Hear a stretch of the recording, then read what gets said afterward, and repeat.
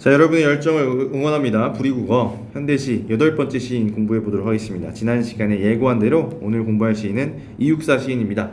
1904년 생이시고요. 1944년 광복을 1년 앞두고 돌아가신 이육사 선생님은요. 고향은 경상북도 안동입니다. 안동하면 유교의 고장이죠. 여기 도산서원 있잖아요. 그죠? 이육사 선생님은 원래 본명은 이원록인데요. 이거 선생님이 부끄럽지만 그린 그림입니다. 잘 그렸죠? 본명은 이원록인데 퇴계 이황 선생님의 13대 손으로 태어났다고 이야기를 합니다. 그러니까 어려서부터 엄격한 가풍 속에서 자랐고 한학, 그러니까 유교 공부 같은 것들을 했겠죠. 유교에서 중시하는 이상적인 인간상 군자잖아요. 군자가 중요하게 생각하는 건 뭡니까? 지조죠. 그래서 그런 지사 정신을 키우면서 자란 이육사는 어떻게 보면 운명처럼 항일투사가 될 수밖에 없었을 겁니다. 관동 대지진 이후에 조선인들이 일본인들로부터 핍박받는 것을 본 이육사는 1925년 의열단에 가입합니다. 여러분이 알고 있는 그 의열단이에요. 무장 항일 단체죠. 자, 의열단에 가입하고 여러 가지 사건에 의심을 받던 이육사 선생님은요, 조선은행, 이율단 사진이었고요. 조선은행 대구지점 폭탄 사건에 연루가 되어서 실제 이육사 선생님이 범인은 아니었는데요. 연루가 되어서 대구형무소에 1927년 수감되게 됩니다. 이후 3년 동안 수감하는데 그때 수감번호가 바로 264번이었어요. 여러분 알고 있는 그 이육사라고 하는 이름은요, 이 수감번호 264번을 딴 것입니다.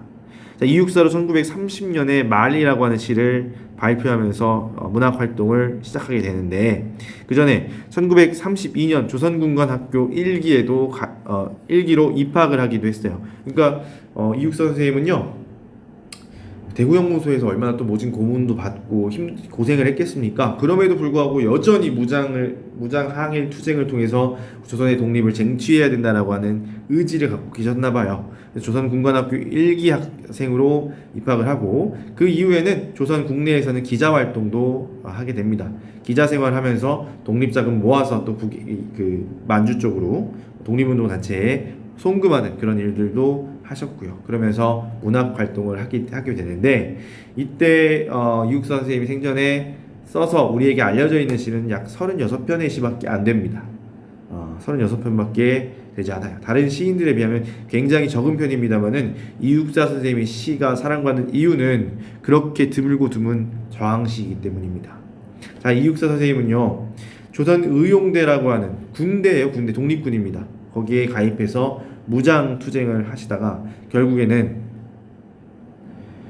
일본의 일제에 잡혀서 북경에 있는 일본 영사 감옥에 투옥되고 거기에서 순국을 하게 됩니다. 무려 감옥을 평생 19번이나 투옥되셨다라고 알려져 있습니다. 정확한 숫자는 모르겠습니다만 아무튼 19번에 가까운 것은 맞는 것 같아요.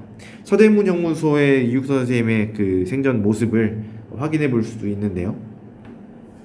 그럼 이육사 선생님 시집은 언제 내었냐? 윤동주 시인과 마찬가지로 돌아가신 이후에 이육사를 사랑했던 그 멤버들, 동인들이 이육사의 시를 모아서 육사 시집이라고 하는 유고 시집을 내주어서 지금까지 사랑받는 시인으로 남아있게 됩니다. 자, 그럼 이육사 선생님의 시 꽃을 보도록 하겠습니다. 워낙 절정, 광야 이런 시들은 유명하고요. 꽃도 유명한 시입니다. 그래서 함께 보도록 하겠습니다. 부리국어 57쪽에 수록되어 있습니다. 오늘의 학습 목표는 이육사의 삶을 이해하며 꽃의 상징적 의미를 파악해 보는 겁니다. 자, 꽃 낭송을 해보도록 하겠습니다. 동방은 하늘도 다 끝나고 비 한 방울 내리지 않는 그때에도 오히려 꽃은 빨갛게 피지 않는가? 내 목숨을 꾸며 쉼 없는 날이여. 북쪽 툰드라에도 찬 새벽은 눈속 깊이 꽁맹아리가 옴작거려 제비때 까맣게 날아오길 기다리나니 마침내 저버리지 못할 약속이여. 한바다 복판 용수 듬치는 곳 바람결 따라 타오르는 꽃성에는 나비처럼 취하는 회상의 무리들아, 오늘 내 여기서 너를 불러보노라. 어떻게 여운이 좀 남는 그런 시인가요? 자, 먼저 이 시를 해석하기 전에 여러분에게 질문을 하나 하고 싶습니다. 꽃이라고 하는 생물이 갖고 있는 기본적인 속성은 연약하고 아름다운 속성을 갖고 있죠. 쉽게 져버리잖아요. 그런데 이 시는 그 연약감에 주목하고 있진 않은 것 같아요. 꽃이 어떻게 그려지고 있습니까? 그렇죠. 굉장히 강인하게 그려지고 있다는 점 파악을 했다면 이 시를 읽는 데 도움이 됐을 겁니다.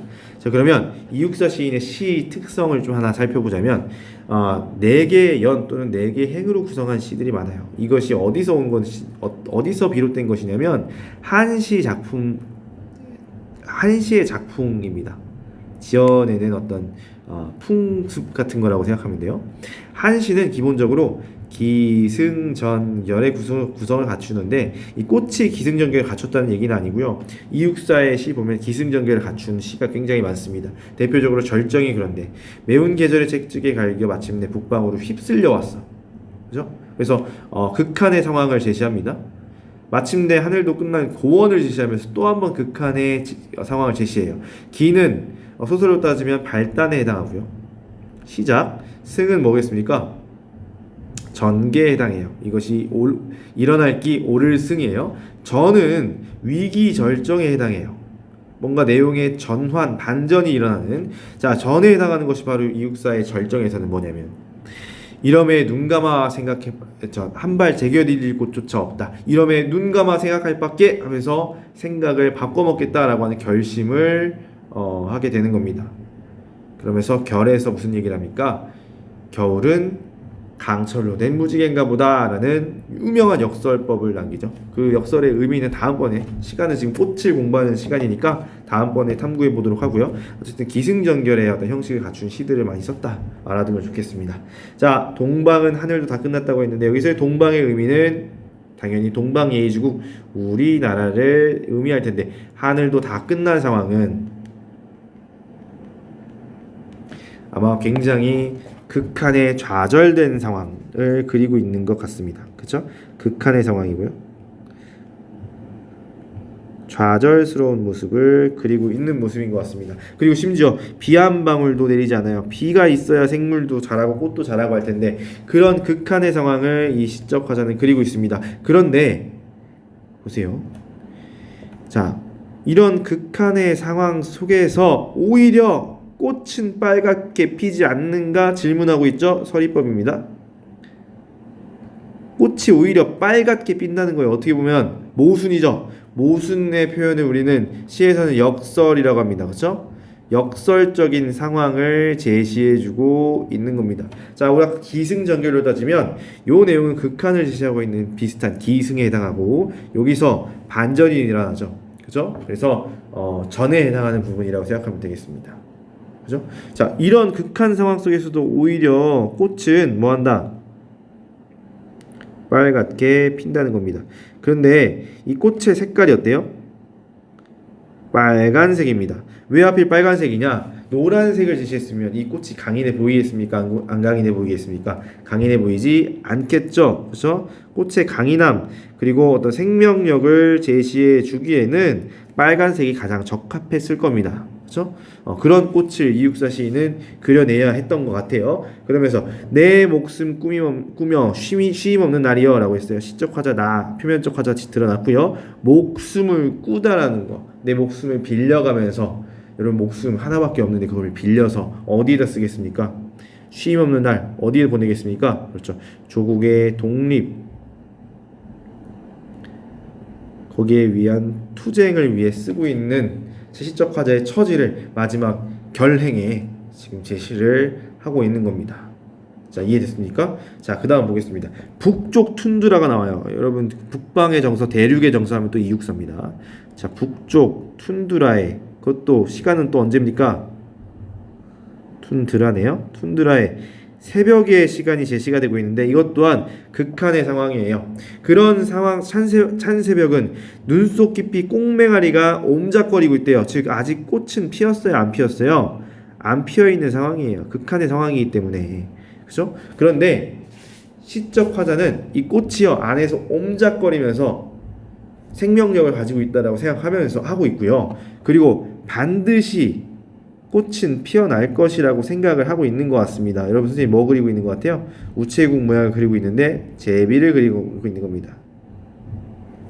시적 화자가 제비 때가 까맣게 오길 기다리고 있대요. 제비 때는 언제 날아오냐면 우리나라가 봄이 찾아왔을 때 따뜻한 나라를 찾아서 우리나라에 오게 되죠. 그래서 달리 말하면 제비 때는 봄을 가지고 옵니다. 즉 봄의 전령이고 우리가 상징적 의미를 부여해 보자면 봄은 뭐예요? 조국의 광복을 의미한다고 볼 수 있죠. 그렇죠? 자, 그러니까 시적 화자는 뭘 기다리고 있는 거예요? 눈 속 깊이에서 옴작거리면서 조국의 광복이 날아오기를 기다리고 있는 겁니다. 그리고 그것은 반드시 뭐 하는 거야? 이루어질 것이라고 하는, 여러분 약속은 깨트리면 안 되는 거잖아요. 그렇죠? 그런 신념을 갖고 있는 겁니다. 자, 여기까지 읽었을 때, 지금 두 견까지 읽었을 때 이육사 시인의 심정을 좀 얘기해 보자고요. 그의 심리를 좀 얘기해 보겠습니다. 이러한 믿음이 없었다면 일제가 그렇게 강성해지고 우리 민족을 탄압하고 자신들의 식민지를 늘려가고 있는 상황 속에서 시적 화자가요, 아니 시인 이육사, 아니 독립투사 이육사가요, 반드시 올 것이라고 하는 신념이 없었다면 그렇게 목숨을 바쳐가면서 19번이나 감옥을 가면서 투쟁할 수 있었을까요? 없었을 거라는 거예요. 이육사 시인의 시들을 보면요, 반드시 봄이 올 것이라고 하는 믿음을 갖고 있어요. 이육사 시인의 광야에도 보면요, 다시 천고의 뒤에, 그죠? 백마를 타고 오는 초인이 있어, 그죠? 이 땅에 목 놓아 부르겠다고 합니다. 내가 가난한 노예의 씨를 뿌려서 천고의 뒤에, 그러니까 훗날 광복이 된 이후에 백마를 타고 오는 초인들, 즉 우리들이 여러분입니다. 그 사람들이 추억할 수 있게 만들겠다. 그것이 이육사 선생님의 마음이었던 거예요. 이런 약속, 즉 신념이 없었다면 독립운동 쉽지 않았을 겁니다. 마지막 년, 한바닥 복판 용솟음 치는 곳. 큰 바다라는 뜻이죠. 대자 씁니다. 대. 용솟음, 굉장히 역동적인 효과를 주면서 거기에 바람결 따라 타오르는 꽃성이 등장합니다. 아마 꽃이 가득할 거예요. 지금 꽃이 지금 현재는 피었어요? 안 피었어요? 안 피었어요. 그러니까 이거는 미래의 상황이고요. 지금 꽃이 이 땅에 묻혀가지고 눈 속에 묻혀서 옴작거리고 있는 이 상황은 현재입니다. 그래서 이런 상황이 지금 대비가 되고 있다는 것을 여러분 시를 읽으면서 나름 파악을 했을 것이라고 생각하고요. 자, 아무튼 이 꽃성에는 뭐가 있냐면 나비처럼 취하는, 실제 나비가 아니라 나비의 직유법을 사용하고 있어요. 자, 나비처럼 취하는 회상의 무리들이 있어요. 취한다라고 하는 것은 신나 있는 거예요. 술 먹으면 신나잖아요. 그렇죠? 그런 취하는 회상의 무리들아. 그러면 얘가 지금 나비가 회상을 한다고 하는데 뭘 회상하는 거야? 바로 이렇게 어렵게 독립투쟁했던 분들을 회상해야 되는 거죠. 우리 여러분, 이런 순간에라도, 그죠? 이 시를, 이런 작품들을 읽는 순간, 혹은 8.15 광복절, 여러 가지 역사적인 기념하는 그런 순간만큼이라도 우리 선조들, 우리의 조국 독립을 위해서 싸워왔던 그런 선조들을 생각해야 된다는 거예요. 그래서 시적 화자도 그들이 너 거기 있지? 반드시 있어야만 해. 그런 믿음으로 내 여기서 너를 불러보노라는 겁니다. 지금 여러분은 광복을 맞이한 상황을 알지만 시적 화자 시인은 이 시대를 살고 있었어요. 그런데 그들이 거기서 듣고, 내 이야기를 듣고, 나를 회상해 줄 거라고 하는 믿음이 없었다면, 그죠? 이 불러볼 때 시적 화자는 반드시 거기 그들이 있을 것이라고 하는 신념이 있었던 거예요. 그래서 불러보노라 라면서 다시 한번 조국 광복에 대한 자신의 의지를 다지고 있는 시가 바로 이육사 시인의 꽃입니다. 자, 됐습니까? 자, 그냥 단순한 예쁜 그런 시는 아니었던 것 같아요. 자, 정리를 해보겠습니다. 자, 꽃의 상징성을 정리하게 되면 이 시는 어느 정도 여러분 이해가 될 겁니다. 여기서 그냥 아름다운, 그냥 연약한 그런 이미지의 꽃이 아니었습니다. 자, 동방은 우리나라를 의미했고, 자, 하늘도 다 끝났다는 것은 극한의 절망 상황을 제시한 것입니다. 꽃은 생명력을 의미하고 조국 광복에 대한 희망도 함의하고 있습니다. 북쪽 툰드라 또한 절망적인 상황이고 당대 우리의 현실을 반영하고 있다라고도 말할 수 있을 것 같습니다. 제비 때는 조국 광복의 소식을 가져오는 봄의 전령을 의미하고, 꽃성은 광복된 조국, 그렇죠? 그 땅을 말합니다. 그리고 나비는 바로 여러분입니다. 여러분은 이육사 시인을 떠올리면서 정말 소중한 하루하루를 보내야 될 겁니다. 자, 이렇게 해서 문제까지 풀어보도록 하겠습니다. 자, 기출로 점검하는 형성평가 시간입니다. 가, 나의 공통점. 가는 여러분 진달래꽃이고 나는 꽃이니까요. 공통점 어렵지 않게 찾을 것 같습니다. 뭐예요? 그렇지, 맞습니다. 처한 현실에 대한 대응 방식이 드러나죠. 자, 진달래꽃은 체념, 꽃은 어때요? 저항, 그죠? 그리고 어떤 의지, 뭐 이런 대응 방식이 드러납니다. 1, 2, 3, 5번 여러분 읽어보면 아니라는 거 다 알 거고요. 모르겠으면 개인적으로 질문을 해주면 더 좋겠습니다. 자, 가, 나의 꽃에 대한 해석으로 가장 적절한 것을 골라보세요. 자, 가는 안 보겠습니다. 어차피 정답이 아니기도 하고요. 우리 나만 공부했으니까 뭐겠습니까? 쉬워요. 5번입니다.